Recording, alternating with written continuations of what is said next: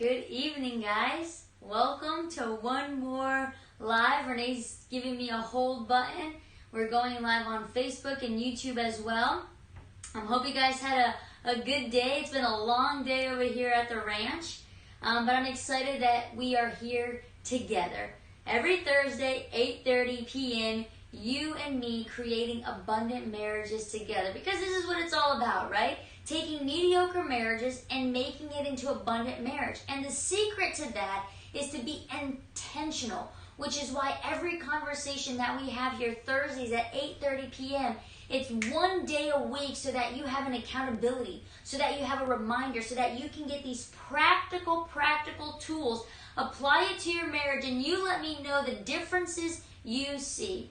The Bible, declares that we will reap what we sow. And so if you sow with intentionality, if you sow seeds of abundance, you will reap abundance in your marriage. So right now, use this opportunity as we start to figure ourselves out. I don't know if you're in bed right now. I don't know if you're at the dinner table. Wherever you find yourself, welcome. And make sure you have your friends and family join us, right? Please do me that favor. Start sharing with your family, your friends, share it on your social medias so that we can create a larger family here at Abundant Marriage. I do appreciate how much more interactive you guys have been. I loved getting questions, especially from the men, not women. You keep sending your questions, but I love when the men are asking questions, because it's exciting to me that there are husbands out there wanting to do their part as well in the marriage. Usually, the guys get a bad rap and they don't care, and it's always the wives. No, not the guys here at Abundant Marriage. And so, as I mentioned earlier this week, one of the questions that I had was, listen, Amanda, I want to be more emotionally available. I want to be more emotionally intimate with my wife. I just don't know how. She gives me a hard time and she wants me to talk about my feelings and the this and that. Can you help me out? Can you show me ways I can do this? And so I figured this would almost be like a two-part video. You don't have to necessarily watch them together, but this one I really wanted to help this husband. So if you're there, hello. And you see, look, I'm not going to call him out. I'm not going to say who it is, so you know that you have confidentiality when you ask the questions. And so I figured 6 conversations, husband, that you will be able to have with your wife, or wife with your husband, that will strengthen your relationship, and it will create emotional intimacy in your relationship. Well, Amanda, what is emotional intimacy? Well, it's the ability to talk about fears and dreams, your emotions, your traumas. It's the ability to look back in history and share about, childhood dreams or childhood traumas. And part of this conversation is also being able to be open with yourself, thinking about your thinking, and sort of a self-discovery, which I'll do another video for that, to help you get to better know yourself. Again, because usually when our spouses start to ask us questions, we think, wait, I never thought about that. Or wait, no one ever asked me that question. Or growing up in my family, these aren't the type of conversations that we have. And so you're like deer caught in headlights. But today, we are going to wrestle with these 6 conversations that will strengthen your marriage. And I have seen that these conversations are taking place in those marriages that are abundant. And so maybe you might have some of these conversations, and maybe you might think, hey, that's an awesome one to add. So as always, grab your papers, grab your pens, because you're going to want to write this down. Maybe you can even buy an Abundant Marriage journal where you can, write these notes, and you can look back during the week and challenge yourself. Challenge yourself to apply what you learned during the live, during the week. And so first things first, before you can engage in these conversations, you want to do 2 things. First, you want to make time to have these conversations. There was a study that showed the importance of quality and quantity time with your partner. Here's why. There's no way you're going to have quality time if you don't have quantity time. So make yourself available. Make time for your spouse. Make this top of the priority. And so what happens is, if we are not intentional, if there are no actions behind our words, then it's not really going to matter. Don't say, oh, I would love to have this conversation. Make time through action steps to be intentional about these conversations. And then the next thing you're going to want to do, you're going to want to commit to opening up. During the Abundant Marriage course, I had a wife and husband, and they were doing the cardboard dreams. The cardboard dreams, right now, that video is actually on the Instagram right now. So if you haven't watched that, take a look. It's on the IGTV. And it's an incredible activity that helps you and your spouse get to know each other better and, well, dream big dreams together. And so they were doing this activity, and the wife was so frustrated. She goes, Amanda, I was dreaming big dreams, and I did what I was supposed to do, and I asked my husband, well, what are your dreams? And he says, I have none. She's like, what do you mean you don't have any? And so she kept pushing and pushing and prying and goes, I don't know, I just don't have any. But because of her patience, right? Because of her patience, slowly he started to become aware of a side of himself that he never really knew about. Because he was so frustrated, because some of the dreams that he had, he wasn't able to accomplish. Because of so much heartache, he said, you know what, I don't even want to dream anymore. And so when we commit to opening ourselves up, we also commit to experiencing at times some painful things of the past, of the present, that is the reason why we shut ourselves off. Or maybe it's not that you've had anything traumatic, or it's not because you've been upset or disappointed. Maybe you're a Renee. My husband, I always say that if I ask Renee a question on a Monday, around Wednesday I usually get a response from him. He likes to marinate. He likes to think before he gives me, answers. So when I did the cardboard dreams with him, even recently, because it's something that we often do, well, because we're constantly growing and changing and trying to reach new heights. And so when I asked him, he says, let me think about that and I'll get back to you. And so I asked him, early in the morning, and then in the evening, I said, well, did you think about it? He says, oh, give me another day or so to think about. And so maybe it's going to be one of those situations, but all I need you to do is to commit to opening yourself up, to sharing your deepest fears, to talk about your life's disappointments, to talk about, the childhood stuff. Share, and commit to sharing. And here's the thing. The same way that a marriage requires physical touch, physical intimacy, it also requires emotional touch, emotional intimacies. It requires for you to allow your partner to see your inner world. And so if you watched the live where I talked about, are you vulnerable to an affair, I made sure that you created certain walls around your marriage to make sure that you weren't vulnerable to attacks from Satan. But here's the thing about walls. While you want to create at times walls for the outside world, for someone that is not your spouse to look into intimate parts of yourself, you want to make sure that those walls have windows where your spouse can get to look into. So yes, absolutely. You want a wall so that you're not talking about your wife or about your intimate life or about your sexuality with friends or coworkers at work. Absolutely. But you need to make sure that those walls have special windows that your spouse and only your spouse will get to look into.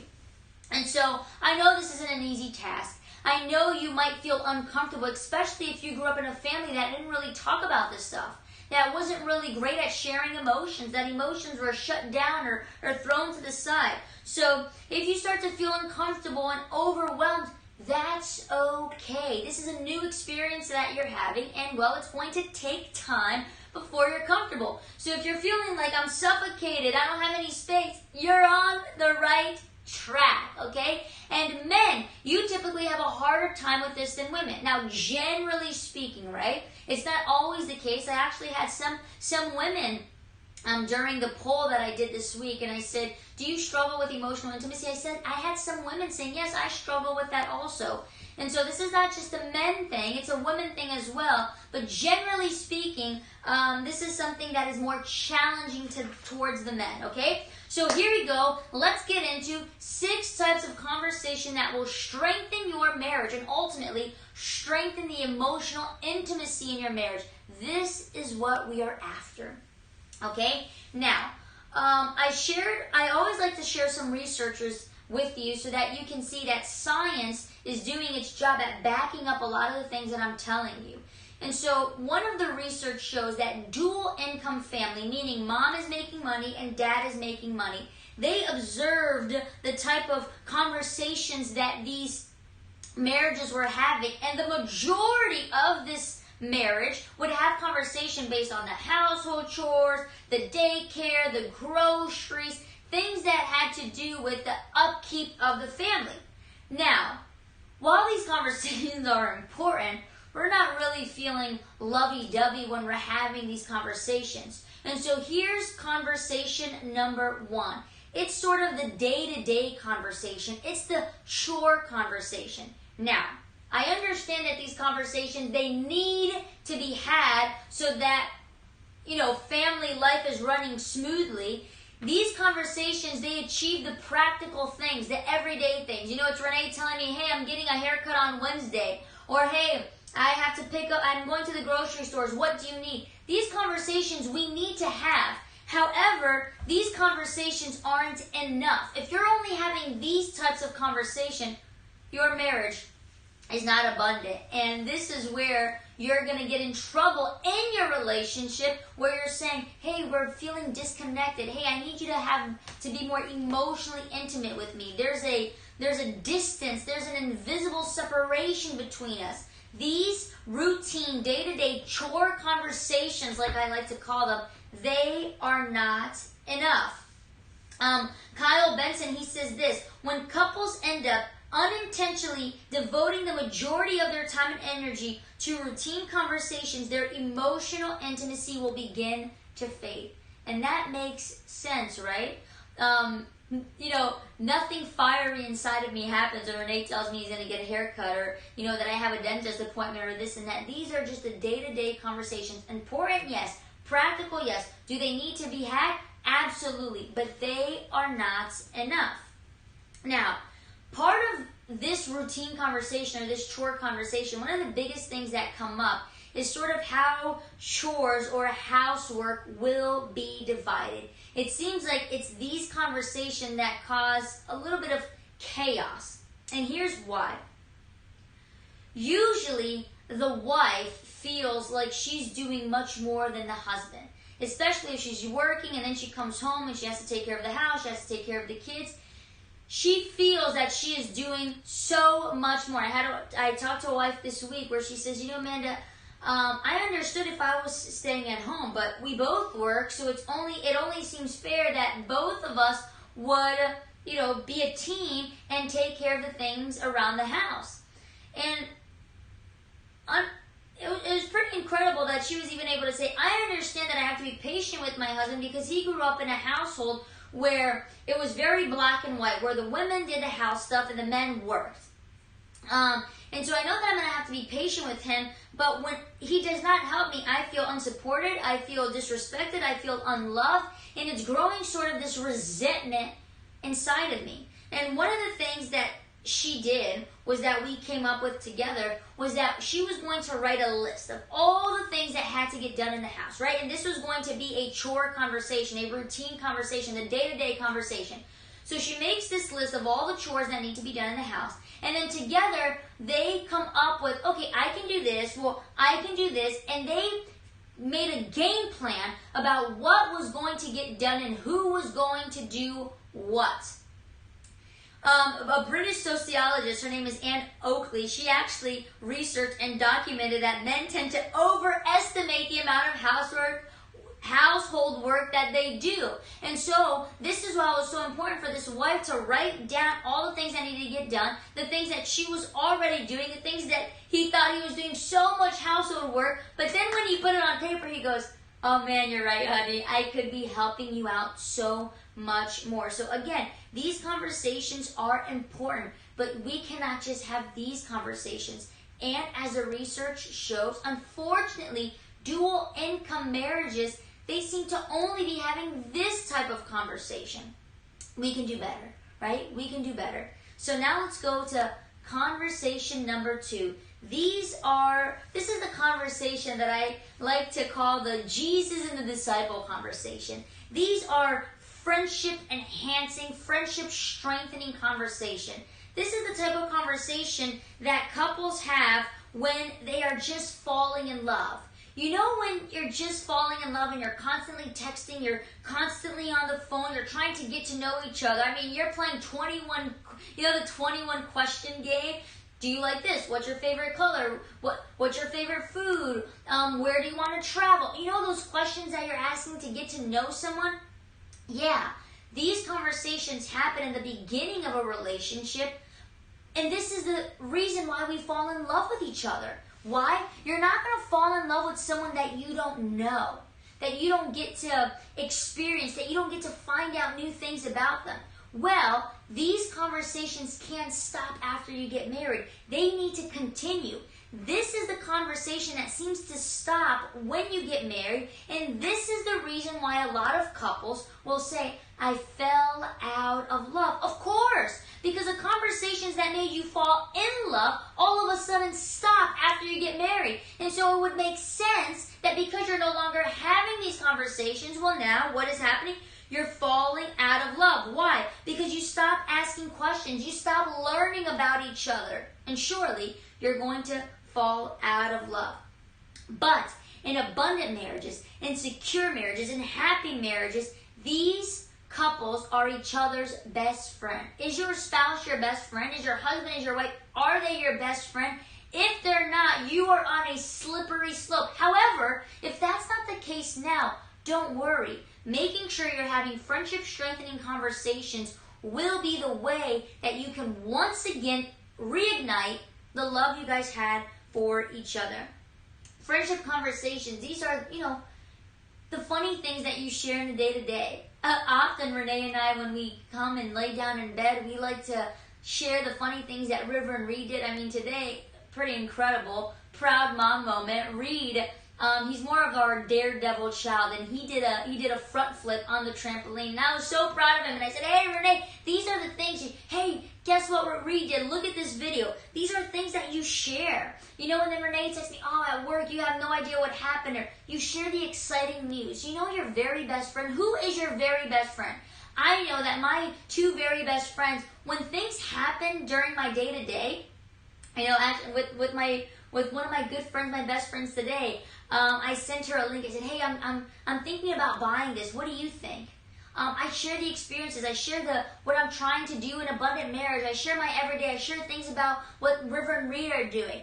Friendship strengthening conversations is that conversation that that there's that one person that you need to say, hey, I need to share with this person. So look, being a friend is less about learning skills and more about shifting your attitude. Shift your attitude to learn everything that you can possibly learn about your wife, about your husband.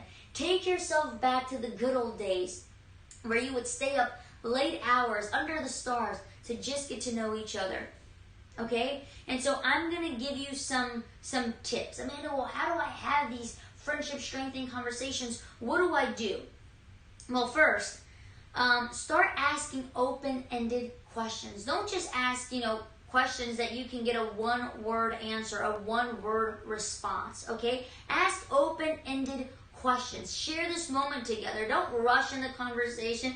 If you're married to a Renee where it takes so long to answer one question, I can ask him one question and it'll take 30 minutes of a walk down the street for him to answer that one question. Ask open-ended questions. The other thing you can do, make sure that you are intentional about sharing the good news, the good moments. If something happens at work that you're excited about, stop right there. Send a text message. This is how you are going to connect. Emotional intimacy starts off by these conversations. The other thing, make it a habit to share childhood memories. If something comes up, if you're going out to dinner and a specific food reminded you of something, share these moments in your conversations. And finally, the cardboard dream. Again, it's still on the IGTV. It's still there on Instagram. Go through that. Go through the cardboard dreams. Do that together. That will surely enhance a conversation, facilitate a conversation where you will focus on how can we become best friends. And again, it's important for me to mention that marriages that are not prioritizing this friendship talk? Well, they eventually feel like there's a disconnect. They eventually start to say, well, I fell out of love, I fell out of love. If you find yourself in a situation now that you feel like, Amanda, I fell out of love. Well, first, there's a video that we've already recorded that is entitled, I Fell Out of Love, Now What?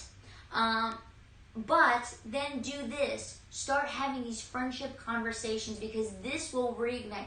There are so many things about your wife. There are so many things about your husband that maybe you don't know because maybe you stopped asking. You stopped being curious. Well, go back, remind yourself why you fell in love in the first place, and then have these conversations. All right, here's the third type of conversation. The third type of conversation, I call it the Mary Magdalene conversation.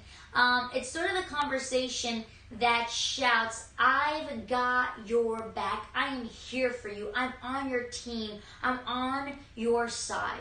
These are the conversations that we need to make sure that we're having when our partner is hurt. When your partner is hurting, how do you offer support? How do you meet their needs? Research shows that emotional and physical support from a lover enhances personal well-being, especially under stress. When you're stressed out, when you're burnt out, when you're frustrated, can you come home to a supportive spouse? Are you being that supportive spouse? Can your husband, your wife, after a long day, after a stressful day, can they come home and can they find a safe haven in you?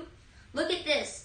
Research also discovered that feeling confident that you can get the support you need and want from your partner is just as important as receiving the support. So not only are you getting it, but do you know that if you ever needed it in the future that you could get it? Having this confidence, having this certainty that no matter what we go through, I know that this person is going to have my back. Oh man, this research shows will enhance your well-being. And of course, it's going to produce a more abundant marriage.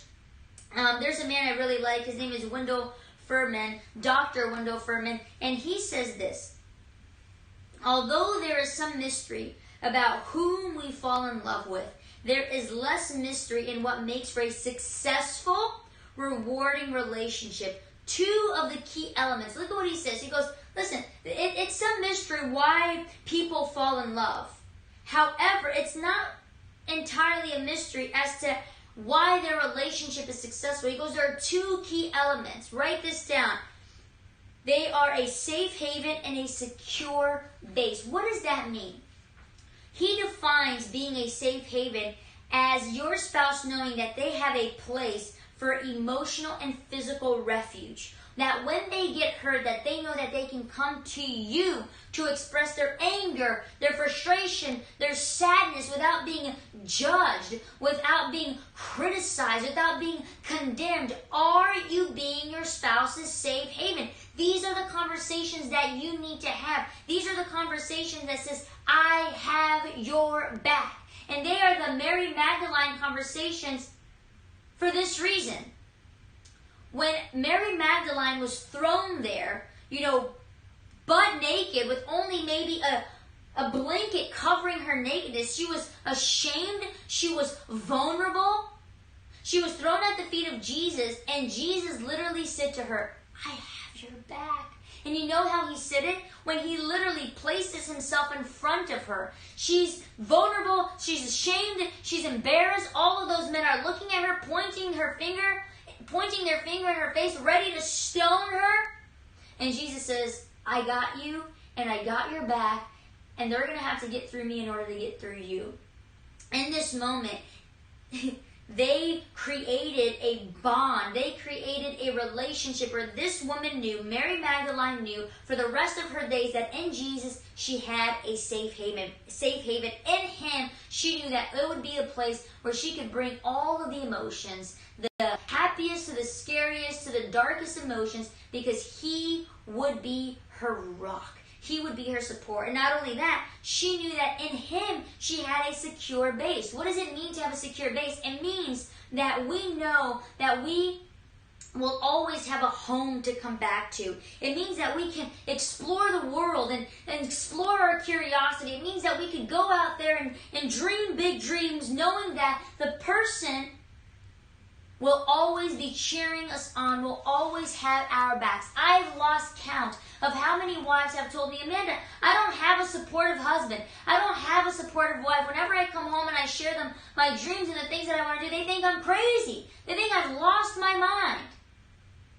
Be a safe haven. Be a secure base so that in you, your husband, your wife will find the person that they need to be their biggest cheerleader. And listen, I get it. Well, Amanda, what if my wife is having these crazy dreams? What if my husband is having these crazy dreams? Well, if they are having crazy dreams, if they are having unrealistic dreams, and I always say you have to watch the temperament talk. You know, I am very much sanguine, which means I am out there, I dream crazy dreams, and Renee is very much phlegmatic, meaning that he's the researcher, he's the calculations kind of guy.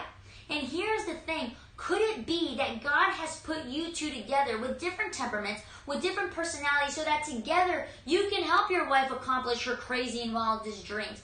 That you can help your husband, you know, go after the thing that he always wanted to do since he was a little boy, but he's never had the courage to do it because he's never had someone in his corner. Be that person. Renee often tells me, you know, Amanda, you dream with both feet off the ground, but I'm under you making all the calculations to make sure that you will fly and that you will fly high.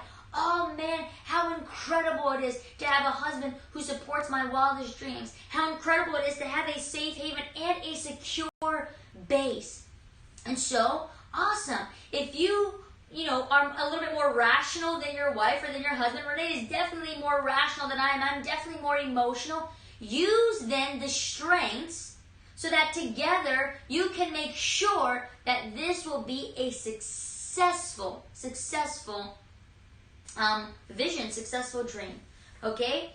And so, here's the things. Look, Dr. Furman, again, he advises, look at what he advises. He advises that when you are dating, that you would not take the next step unless you've experienced something difficult together. And the reason why he says that is because right there in that difficult moment, you will find out if the person you're dating is a secure base, is a safe haven. But listen, if right now you don't feel like your spouse is a secure base, a safe haven for you, well, have this conversation. These are the I have your back conversation. These are the Mary Magdalene conversation. And do you see why this is a conversation that will strengthen your marriage? Be willing to open up. Be willing to be vulnerable. Be willing to say, hey, I haven't had your back, and I want to have your back. How would that look like?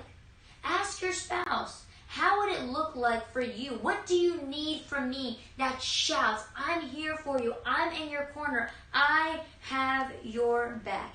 It's important that partners not only offer support, but also talk openly about the types of support that they need and how they will offer this support. Again, support for me might look differently than support for you, which is why these conversations you must have. You need to have these types of conversations.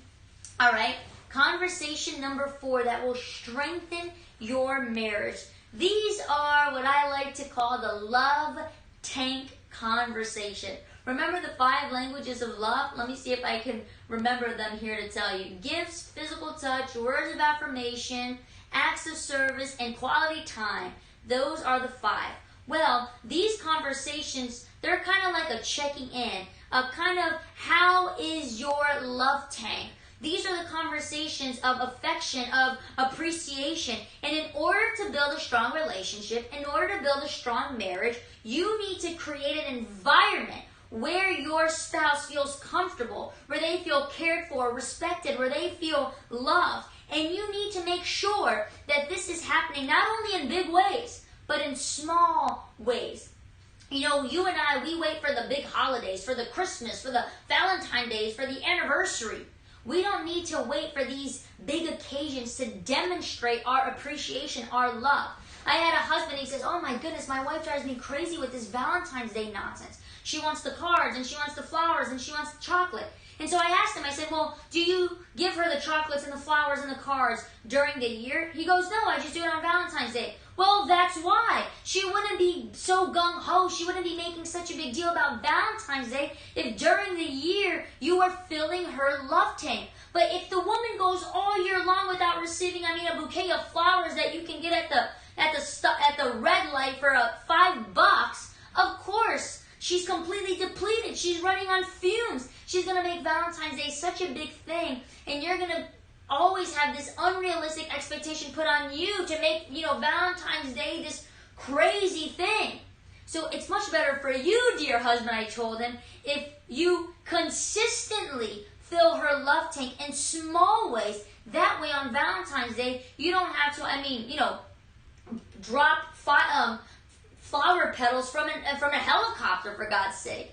So he says, oh, that makes a lot of sense. So make sure that you are capitalizing on small moments. And in these small moments, simple things like, the other day, River and Reed, oh Lord, River and Reed.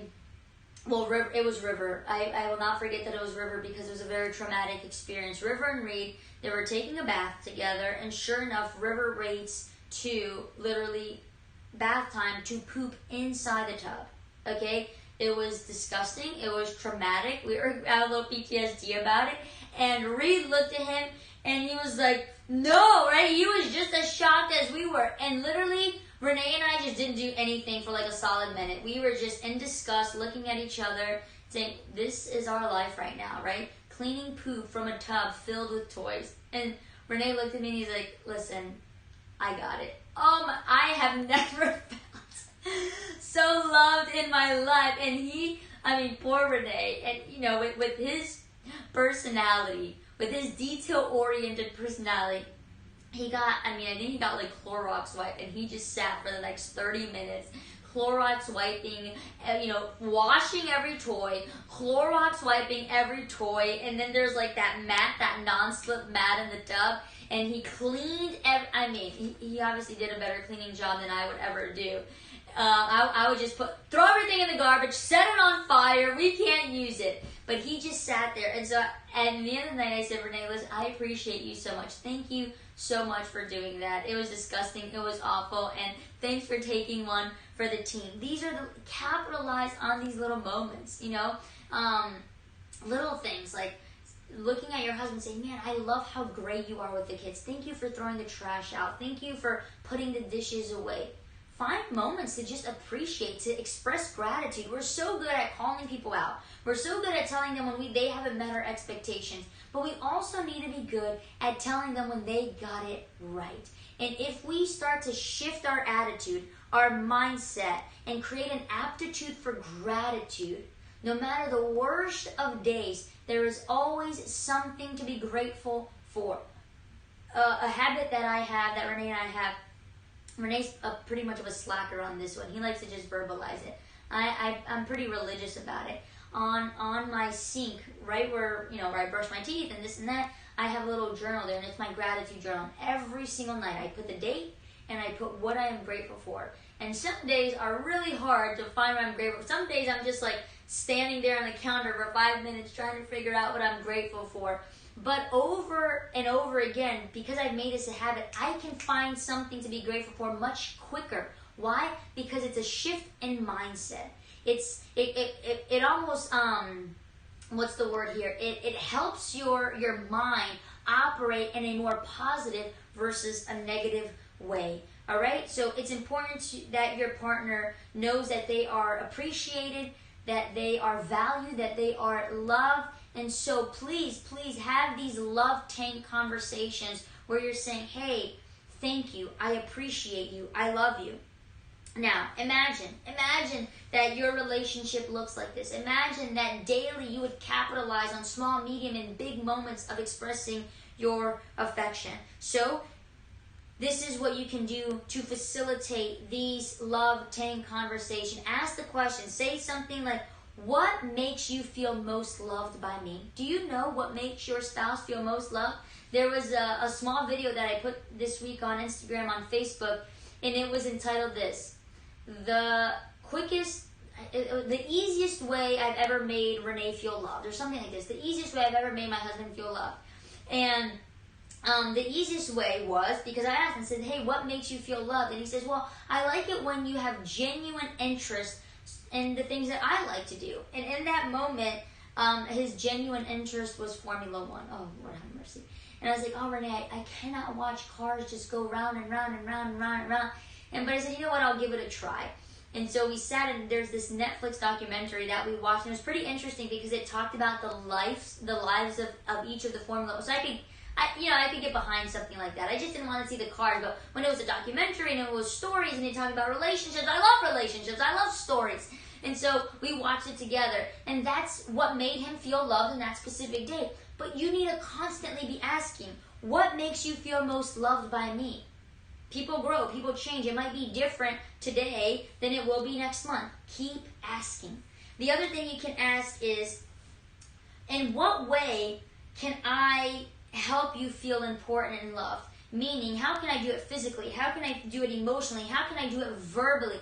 Ask, ask, ask. You know, this is something that you can ask in terms of the love languages. What is your love language? But specifically, what can I do in that love language to make you feel loved? So I'll give you this example. There's a lot of wives that for them, their love language is quality time. But I can assure you that quality time for you will look different than quality time for me. There's some wives that quality time for them is snuggling up and watching a romantic movie together. I would hate to do that. I have no desire to cuddling up and watching The Notebook together with Renee, okay? But if your wife likes that, tough luck. Go watch it with her. My quality time is I want to go on a hike, or I want to go rock climbing, or I want to do something active. I want to work out together. That's quality time for me. So we need to make sure that we are asking what it looks like. All right, let's go to the next one. We got 2 more. How are we on time, Renee? We got 2 more here. 20. Look at me. We're doing good.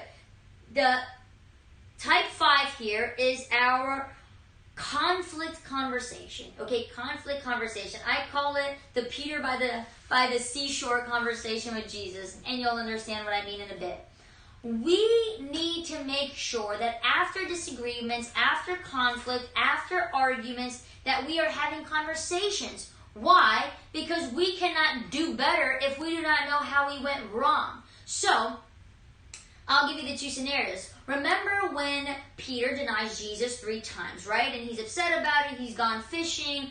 And the next morning, they haven't caught anything. And Jesus is there already cooking them breakfast. Well, when Peter goes to the shore, he's upset. His head is down. He feels, man, like I just messed up in this relationship. I denied him. I betrayed him. He's never going to trust me. Well, Jesus has a conversation with him.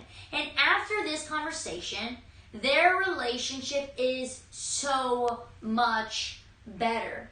Do not run away. Do not shy away from having conflict conversations. These conversations are important to strengthen your relationships. Abundant marriages have this conversation. Why? So that they don't keep repeating the error over and over and over again. If you don't talk about these things, I know it's uncomfortable. I know it's not fun. But if you don't talk about it, you are going to sweep it under the rug. And after you sweep enough things under rugs, well, you start tripping over the bumps on the rug. Don't do that. Be willing to have conversations. And guess what? Dr. John Gottman, he says this, within your conflicts lies the greatest opportunity for intimacy. Why? Let me explain to you why. Husband and wife, husband was watching pornography, and he goes and he tells his wife. Obviously, his wife was not happy about it. She was like, oh, wow, I'm so grateful. I'm so happy that you're watching pornography. Of course not. She cried. She was upset. However, even though in that moment she was angry and she was upset and she felt sad and betrayed and lost trust, that conflict caused them to be more intimate and closer and strengthen their relationship. You know why? Because they started having conversations that they were never having before, such as, what can I do to help you? What do you need from me? During what moments do you feel the need to watch pornography? Oh, when I'm stressed out in work with this and that. Okay, well, what can we do instead? So they started to work out together.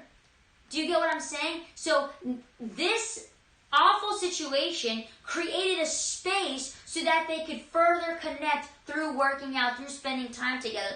Conflict conversations, again, allows an opportunity, creates an opportunity for greater intimacy in your relationships, which is why it's important that you are very intentional about scheduling these conversations. Take time. Remember, in order for you to strengthen your conversation, you're going to need quality and quantity time. But quality cannot happen without quantity. So separate, a minimum, guys, come on, I'm being nice here, a minimum of like 30 minutes a week to have this type of conversation. The more, honestly, the merrier. Make sure that during the week, you're experimenting with at least 3 out of these 6 conversations. Again, let me repeat them quickly for you. So the first one is the routine conversations. You're automatically having that. You don't even need to spend more time on that. These are the chores, right? These are the to-do list. And then you have the friendship strengthening conversation. Oh, you need to have those. These are like Jesus kicking it on the seashore or on the boat with his disciples, and they're talking and they're laughing and they're having a good time. This is you sharing the good moments. Then the support conversation. I got your back. I'm here for you. I'm your safe haven. I'm your secure base. The love tank conversations. How are you doing? Checking in. Making sure you're expressing gratitude, appreciation, affirmation. And now we are on the conflict conversation. And so it's important that we have these conversations because, well, we are sinners. We are constantly messing up. We are constantly falling short. And we need to make sure that we have conversations so that does not happen. So in order for you to engage in this conversation, first, find a time and a space that you are not distracted, okay? I do not recommend having this conversation if you have little kids and they're up and you're like playing in their room and you're trying to have this. Of course not, okay? Find a time when you guys are well rested. Find a time when you slept well. Find a time that you are both present and engaged. No technology, no phones. Before you start this conversation, it's important that you prime your mind to positivity. So share like 3 things that you're grateful for. Hey, thank you so much for doing this. Hey, I love when you this. Oh man, I love being married to you because you are just a person that is of integrity. You are honest. You are hardworking. Find 3 things that you appreciate, that you cherish, and express it.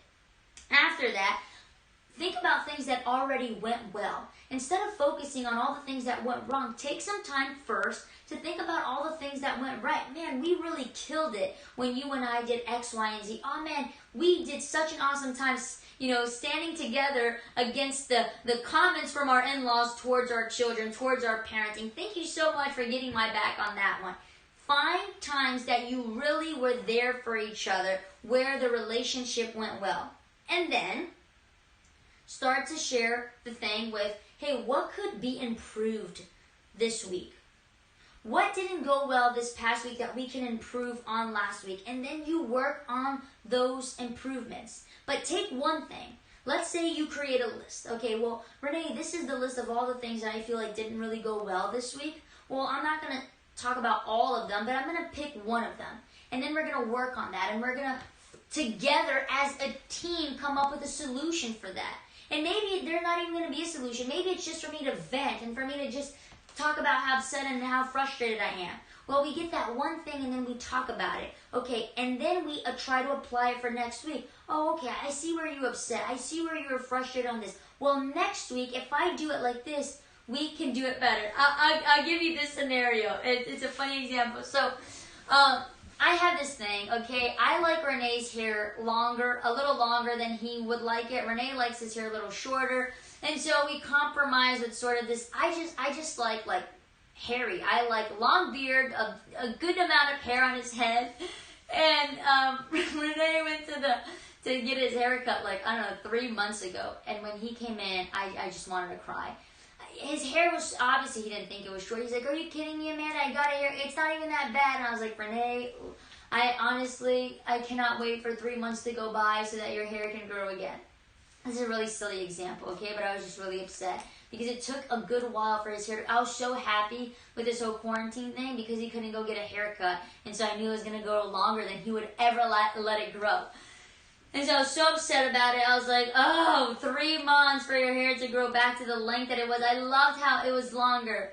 And so he went to go get a haircut this week. And he came back and I didn't notice he got a haircut. And I was just like, yes, I love that. I want him to go get a haircut and I want him to come home. And I don't want to notice that he got a haircut. I know it's weird. And so I said, what did you tell the guy? And he goes, I told the guy, can you cut my hair? But can you cut it in a way that it doesn't seem like you cut it? Because my wife likes me to cut my hair, but for her not to notice that I cut my hair. You know? And I was like, hey, I so appreciate that, because last time I hated his haircut, and I was upset and frustrated about it, and then this time, the next time, right, he fixed it. And so anyways, it's a silly example, but he looks great. I love his haircut, right? I didn't notice he got a haircut. It's not as long, but it's not as short. It's just right in the middle. So a silly example, but you get the point. These conflict conversations help you do better and do it right next time. Sometimes we offend the people we love most without even knowing we offended them, okay? And make sure of this. Dr. Pat Hollinger says, whether you are the listener or the speaker, you have equal responsibility for the success of the conversation. So if you're the one listening or if you're the one speaking, make sure that you're doing it in such a way, because it is dependent on you, on the both of you, for the success of that conversation. Conflict conversations, remember, these are opportunities for greater intimacy. And finally, here's the last one. We're going to land this plane. These are the sex conversations. You need to have conversations about sex. There's a video that we created. It's called 7 Tips for Better Sex. And one of the tips is talk about sex. If you're not talking about sex, you're not having good sex, because you need to talk about it. Okay? Research shows that 85% of sexual challenges can be resolved by having accurate information about desire, arousal, and sex. Meaning that you need to be talking about it, so that your spouse knows what feels good and what doesn't feel as good. Hey, this touch here, this is good. Don't touch there. I don't like that. Long-term relationships, there's a tendency that the love making becomes very robotic. Okay, it becomes like a checklist. There is a tendency after you've been together for a very long time, especially when kids come in the mix, that you do it just as a chore. That it's kind of like, hey, we're going to bypass the foreplay, we're going to bypass the making out or the massage or the this or the romantic music, and we're just going to get it done, and that's it. And I get it. Listen, I've fallen a victim of that too. And here's the thing, the lack of time and the lack of energy that we have with the jobs and the kids and the this and the that, but we need to make sure that our partners actually feel desired, that they feel loved. I know that that's something that I really am trying to do a better job at, not getting so crazy with the schedule that I don't make Renee feel truly loved and desired. And so for that to happen, we need to make sure we're having conversations about sex. People always say, oh, well, what's the right amount of sex per week? There's no right amount. Have a conversation. If 3 times a week works for you, great. If 5 times a week, great. If 1 time a week, great. You know, make sure you're having the conversation, but also make sure that there is foreplay, that there is intimacy. Make sure, honestly, sometimes that you are just making out like a bunch of teenagers in the back of a car. Make sure that that is happening. From Fighting for Your Marriage, this book, it says this: there needs to be a place for romance and for sexual talking and touching in your relationship, both in and outside the context of making love. During the act of sex isn't the only place where you can make out, where you can give each other a massage, where you can just hold hands, where you can cuddle. So have these conversations. These are some helpful tips. Look at this. This was a good one that I found. Kyle Benson suggested this one. Create a map. Create a map of your body and point out all the spots that you like to be touched and all the spots that maybe you don't like to be touched. And together explore those areas. Another one, passionately kiss your partner at random times without it becoming sexual. Whether, a lot of people are working from home, just, bust in through the door, bust in through the office, and just make out with each other without it being sexual. There needs to be more making out. Guess what? Because this gets you excited, and who knows if that will be a kiss with potential. And another thing, spend some time asking each other, hey, what are the things that turn you on? What are the things that you don't like? Renee knows that something that turns me on is a backwards hat. It's something so simple. It's something so silly. But have these light, conversation, right? Look, he just put his backwards, he just put his hat on backwards. Oh, I think he's trying to send me a subliminal messages. So look, how about this, Renee? We're going to end it early, 9 minutes early, because who knows if you'll get lucky today. But listen, guys, share this video. I hope it was helpful to you. Husband, I hope that these 6 conversations will strengthen your relationship, that it will create more intimacy. And guess what? If you initiate these conversations with your wife, surely she will say, hey, he still needs some work. He's still a little rough around the edges, but just make an effort. There's research that literally shows that when husbands make an effort to have these conversations about feelings and emotion, about intimacy, even though their wife knows that they're uncomfortable, this makes her feel so secure, so happy, so loved, so appreciated. Why? Simply because you are trying. So guys, let's capitalize on the small moments. Let's make sure we're having a variety of conversations. Kind of like food, right? If you ate the same food every single day, well, it'd get really boring. You don't eat the same food every single day, right? And so, well, you're not going to have the same conversation every single day. Do not just be having chore conversation, routine conversations. Please sprinkle spices. Have different conversations so that you can create greater intimacy and strengthen your marriage towards an abundant marriage. All right, guys, I'll see you next week. If you have any questions, any concerns, any comments, please send me a DM, message me on YouTube, on Facebook, wherever you will find me. I am available to you. See you guys next week, Thursday, 8:30.